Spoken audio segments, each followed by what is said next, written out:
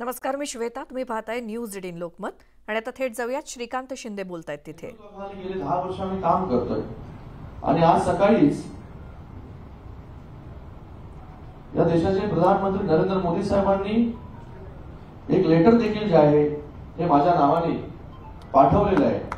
ते मी त्या लेटरचा थोडा सारांश आपल्याला वाचून दाखवतो. डॉक्टर श्रीकांत एकनाथ शिंदे जी, आपको ये पत्र लिखते हुए आशा करता हूं कि आप कुशल मंगल से होंगे। एक कुशल चिकित्सक होने के बावजूद आपने बाला साहेब ठाकरे एवं अपने पिता से प्रेरित होकर समाज सेवा के प्रति जो अपना समर्पण दिखाया है वो सराहनीय है। पिछले दशक में विभिन्न संसदीय समितियों में आपका महत्वपूर्ण योगदान उल्लेखनीय रहा है। आपने अपने निर्वाचन क्षेत्र कल्याण में चिकित्सा सुविधाओं को बेहतर बनाने के लिए भी लगन से काम किया है। निःशुल्क चिकित्सा शिविरों के आयोजन सहित आपकी पहल से समुदाय को बहुत लाभ हुआ है और इंफ्रास्ट्रक्चर के विकास में योगदान मिला है। नए फ्लाईओवर्स के निर्माण ने कल्याण शहर में यातायात सुविधाजनक बनाया है। नए फ्लाईओवर के निर्माण ने कल्याण शहर में यातायात सुविधाजनक बनाया है। मुझे यकीन है कि कल्याण के निवासी आपकी कड़ी मेहनत को सराहेंगे और आपको फिर से सांसद के रूप में चुनेंगे। मला वाटतं हे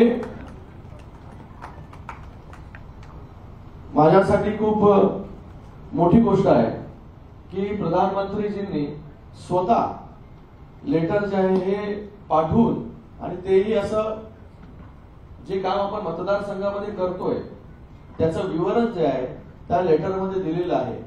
आपल्या कामाचं जर कोणी कौतुक केलं तर अजून मोटिवेट होऊन जे आहे ते अजून चांगलं काम करायला आपल्याला अजून एक जोश मिळतो. मला वाटतं आज प्रधानमंत्रीजींनी जे आहे जे हेल्थ केअर मध्ये आम्ही काम करतोय, जे इन्फ्रास्ट्रक्चर मध्ये काम करतोय ते ओळखून जे आहे हे पत्र लिहिलेलं आहे.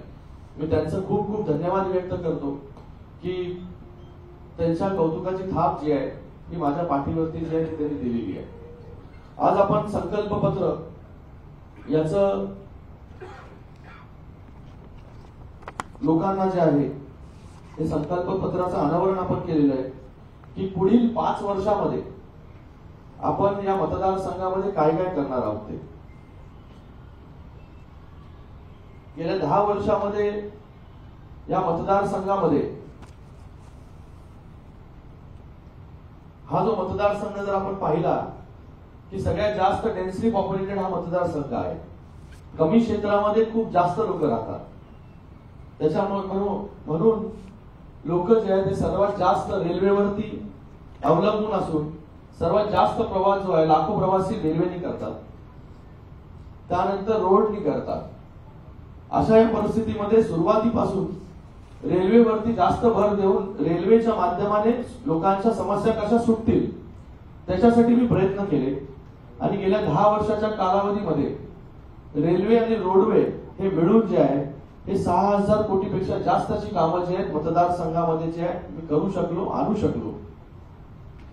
रेल्वेची 5वी 6वी लाईन असेल, रेल्वेवरच्या सुविधा असतील, 3री 4थी लाईन असेल, या सगळ्या गोष्टी ज्या आहेत त्या गेल्या 10 वर्षामध्ये जे आहे हे मार्गी लावू शकलो.